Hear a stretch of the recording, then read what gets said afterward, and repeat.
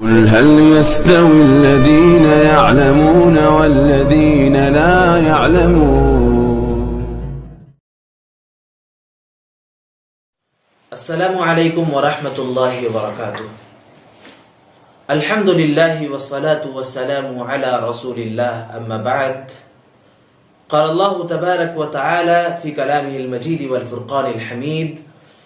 وَأَنزَلْنَا إِلَيْكَ الذِّكْرَ لِتُبَيِّنَ لِلنَّاسِ مَا أُنزِلَ إِلَيْهِمْ. محترم ناظرین، اللہ تبارک و تعالی نے ہمیں اور آپ کو جس مقصد سے پیدا کیا ہے اسے اللہ تبارک و تعالی نے خود بیان کر دیا. فرمایا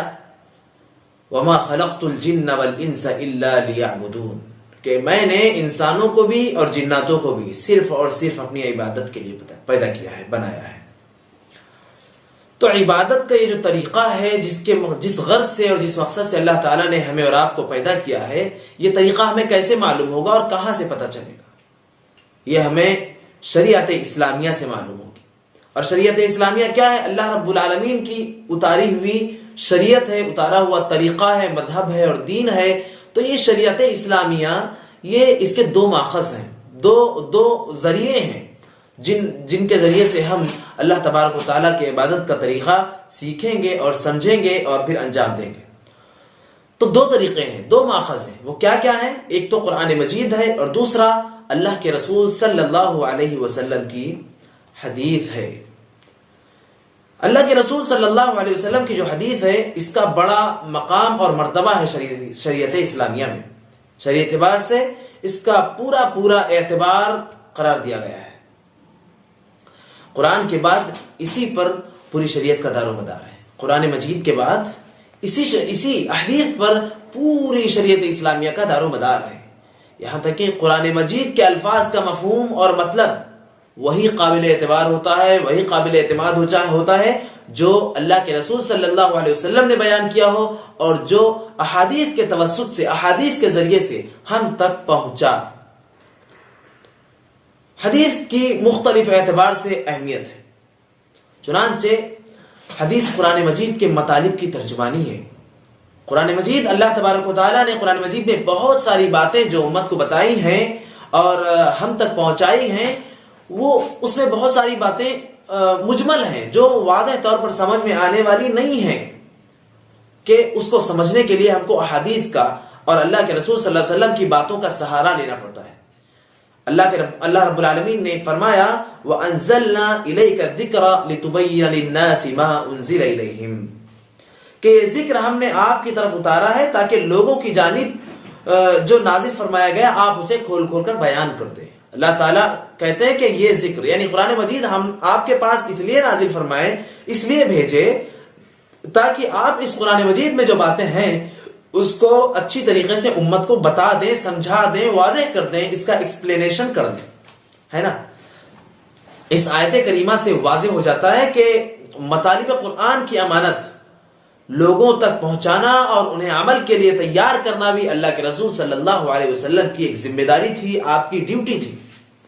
چنانچہ اللہ کے رسول صلی اللہ علیہ وسلم کو اللہ تبارک و تعالیٰ نے کیا حکم دیا؟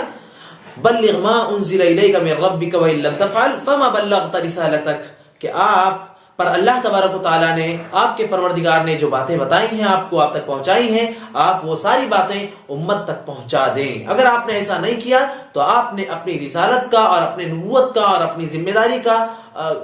اس کا جو حق ادا نہیں کیا. لہٰذا اللہ کے رسول صلی اللہ علیہ وسلم نے اپنا کام، اپنی ذمہ داری پوری طریقے سے انجام دی. اور پھر اللہ کے رسول صلی اللہ علیہ وسلم نے کہا من حدثکم ان محمدا کتم شیئا امر بتبلیغه فقد اعظم علی اللہ الفریہ، کہ جو تم سے یہ بات کہے کہ اللہ کے رسول صلی اللہ علیہ وسلم نے دین کی کوئی بات چھپا لی تو اس نے اللہ رب العالمین پر بہت بڑا بہتان باندھا، بہت بڑا الزام لگایا. جی ہاں، تو قرآن مجید کی تو اللہ کے نبی صلی اللہ علیہ وسلم کی جو حدیث ہے اس کی اہمیت ہے کہ یہ حدیث قرآن مجید میں بہت ساری باتیں جو بیان کی گئی ہیں ان کی وضاحت ہے، انہیں کھول کر بیان کی گئی ہے حدیث میں. دوسری نمبر 2 پر حدیث قرآن مجید کے مجمل احکام کی تفصیل بیان کرتی ہے. مطلب یہ کہ قرآن مجید میں اللہ تبارک و تعالیٰ نے بہت ساری باتیں ایسی بتائی ہیں جو پوری طریقے سے واضح نہیں کی، مجمل بیان کیا، مختصر مجمل، کہ اس کو سمجھنے کے لیے وضاحت کی ضرورت پڑتی ہے۔ مثال کے طور پر اللہ تبارک و تعالیٰ نے کہا نماز قائم کرو، نماز کیسے قائم کی جائے، اس کی کیا وضاحتیں ہیں، اس کی کیا تفصیلات ہیں، یہ ہمیں حدیث بتائیں گی۔ اللہ تبارک و تعالیٰ نے کہا زکوٰۃ ادا کرو، زکوٰۃ کیا ہے، اسے کیسے ادا کیا جائے، کس کو دیا جائے، کس شکل میں دیا جائے، کب دیا جائے، یہ ساری وضاحتیں ہمیں حدیث بتائے گی۔ اللہ تعالیٰ نے کہا وَأَطِيعُوا الرَّسُولَ لَعَلَّكُمْ تُرْحَمُونَ، تم رسول کی، پیغمبر کی اطاعت کرو تاکہ تم پر رحم کیا جائے۔ ٹھیک ہے، اس کے بعد تیسرے نمبر پر حدیث میں اللہ تبارک و تعالیٰ نے ایسے احکام کا ذکر کیا ہے، اللہ کے نبی صلی اللہ علیہ وسلم نے بہت سارے ایسے احکام بھی ذکر کیے ہیں جن کا ذکر قرآن میں نہیں ملتا لیکن وہ شریعت کا حصہ ہیں۔ اللہ تبارک و تعالیٰ نے اللہ کے نبی صلی اللہ علیہ وسلم کو ذمہ دار بنایا، اللہ کے رسول صلی اللہ علیہ وسلم کو امت کو اپنا پیغام پہنچانے والا اور پہنچانے کا ایک ذریعہ بنایا۔ اب اللہ رب العالمین نے قرآن مجید نازل کر کے بہت ساری باتیں براہ راست قرآن کے ذریعے سے، اس کی تفصیل اللہ کے نبی صلی اللہ علیہ وسلم کے ذریعے بیان کروائی، اس کچھ مجمل بیان کر کے، احکام بیان کر کے اس کی وضاحت اللہ کے نبی صلی اللہ علیہ وسلم کے ذریعے بیان کرائی، اور کچھ چیزیں ایسی ہیں جو اللہ تبارک و تعالیٰ نے قرآن میں نازل نہیں کی۔ قرآن میں اللہ تعالیٰ نے براہ راست واضح طور پر نازل نہیں کی، تو اللہ کے نبی صلی اللہ علیہ وسلم کے ذریعے سے ان باتوں کو اللہ کے نبی صلی اللہ علیہ وسلم کے ذریعے سے امت تک پہنچایا، اور اس کی تصدیق اللہ رب العالمین نے اللہ کے نبی صلی اللہ علیہ وسلم کے ذریعے یہ بتائی کہ الا وانی اوتیت القرآن ومثلہ معہ، الا وانی اوتیت القرآن ومثلہ معہ، کہ آگاہ رہو کہ مجھے قرآن بھی دیا گیا اور قرآن ہی کے جیسی ایک اور چیز بھی دی گئی ہے۔ تو اللہ رب العالمین نے قرآن میں بہت ساری باتیں بیان کر دی، ان کی مختلف شکلیں، پھر بہت سے احکام ایسے ہیں جو قرآن میں نہ بیان کر کے اللہ کے نبی صلی اللہ علیہ وسلم کے ذریعے سے امت کو بتلایا ڈائریکٹ۔ اسی طریقے سے قرآن میں بہت سارے احکام ایسے ہیں جو عام ہیں، جن میں عموم ہے، اور پھر اللہ کے نبی صلی اللہ علیہ وسلم کے ذریعے سے ان میں تخصیص کی گئی۔ محکم سے مراد ایسے احکام جو واضح ہیں اور عام معاملات پر دلالت کرتے ہیں، لیکن سنت اس عام حکم کو خاص موقع اور محل کے لیے مخصوص کرتی ہے۔ مثال اللہ کے نبی صلی اللہ علیہ وسلم نے فرمایا لا يرث الكافر المسلم ولا المسلم الكافر، کہ کوئی کافر کسی مسلمان کا وارث نہیں بن سکتا اور کوئی مسلمان کسی کافر کا وارث نہیں بن سکتا۔ جبکہ اللہ رب العالمین قرآن مجید میں کیا کہتے ہیں؟ عام حکم۔ اللہ تبارک و تعالیٰ نے عام حکم کہا وَلِأَبَوَيْهِ لِكُلِّ وَاحِدٍ مِّنْهُمَا السُّدُسُ مِمَّا تَرَكَ إِنْ كَانَ لَهُ وَلَدٌ فَإِن لَّمْ يَكُن لَّهُ وَلَدٌ وَوَرِثَهُ أَبَوَاهُ فَلِأُمِّهِ الثُّلُثُ، یہاں اللہ تبارک و تعالیٰ نے ہر بیٹے کو اپنے باپ کا وارث اور ہر اولاد کو اپنی ماں کا وارث بتایا ہے نا، لیکن اس کی وضاحت کہ اگر باپ مسلمان ہے اور اولاد کافر ہے تو کافر اولاد مسلم باپ کے وارث نہیں بنیں گے اور کافر باپ کے مسلم اولاد وارث نہیں بنیں گے، یہ حدیث ہمیں بتاتی ہے۔ تو ایسے بھی احکام قرآن حدیث میں اللہ کے نبی صلی اللہ علیہ وسلم کے توسط سے ہمیں ملتے ہیں۔ نمبر 5، قرآن مجید خود سنت کی ضرورت واضح کرتا ہے۔ قرآن مجید کی اہمیت، حدیث کی اہمیت ہمیں خود قرآن مجید سے بھی ملتی ہے، براہ راست ڈائریکٹ حدیث سے، قرآن مجید سے ملتی ہے۔ چنانچہ اللہ رب العالمین نے کہا وَمَن يُطِعِ الرَّسُولَ فَقَدْ أَطَاعَ اللَّهَ، کہ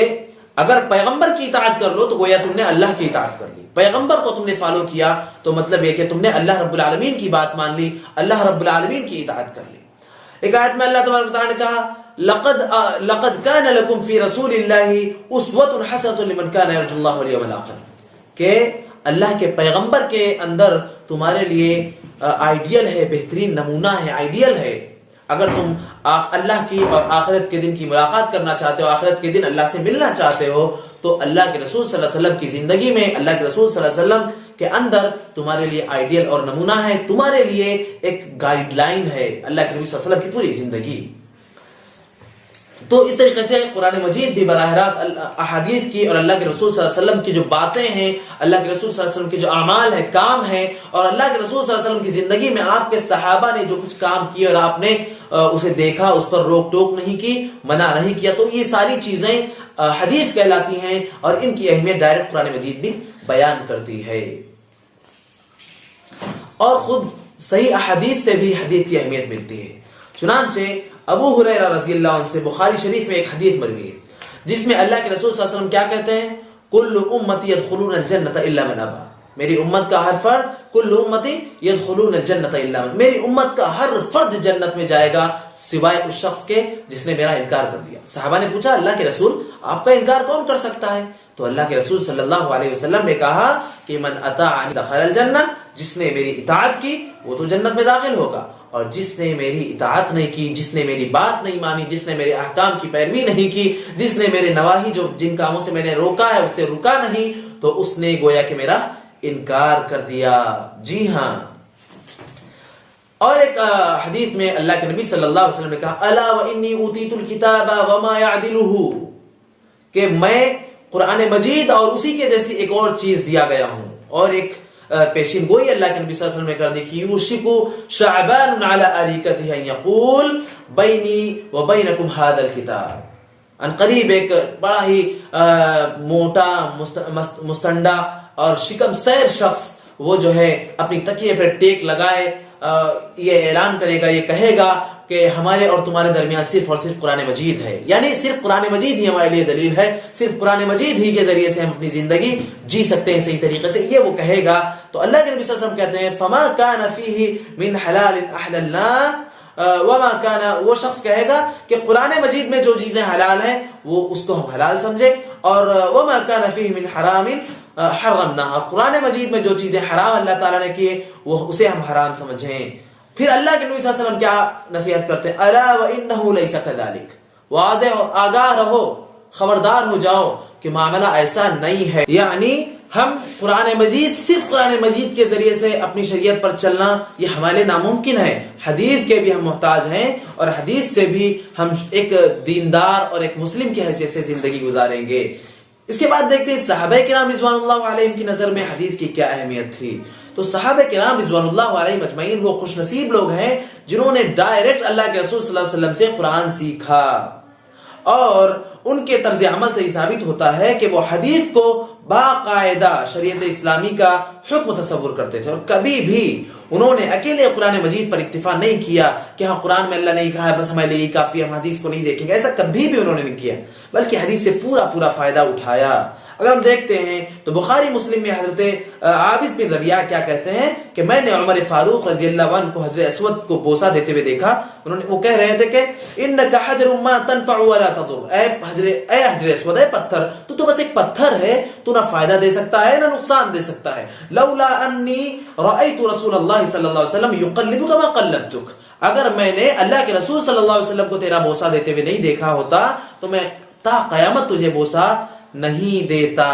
جی ہاں، تو اللہ کے رسول صلی اللہ علیہ وسلم یہ کام کیا کرتے تھے، اس لیے میں کر رہا ہوں، صحابی رسول حضرت عمر فاروق کہہ رہے ہیں، تو اس سے اندازہ لگائیں کہ حدیث رسول کی ان کے دلوں میں کتنی اہمیت تھی۔ اللہ سے دعا ہے اللہ تبارک و تعالی ہمیں